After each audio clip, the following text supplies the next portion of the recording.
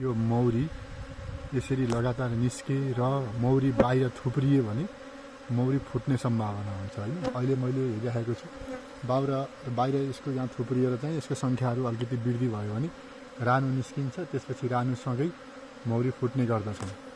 यो बेला हामीले मौरी आज दुईचोटिसम्म यसरी घुन्न गरे, एकचोटि अलि अगाडि, अहिले फेरि गरे। अब यो ठ्याक्क मौरीहरू फुट्ने समय हो र यसको लक्षण कस्तो देखिएको छ भन्दाखेरि आज फुट्छन् कि भन्ने लक्षण देखिएको छ, तर अलिकति मौरीहरूको यहाँ सङ्ख्या पुगेको छैन र मौरीको रानुले सङ्ख्या पुर्याएर मात्र बल्ल चाहिँ त्यो सबै मौरीको एउटा चाहिँ सङ्ख्या लिएर हिँड्ने गर्छ, एउटा ग्रुप लिएर।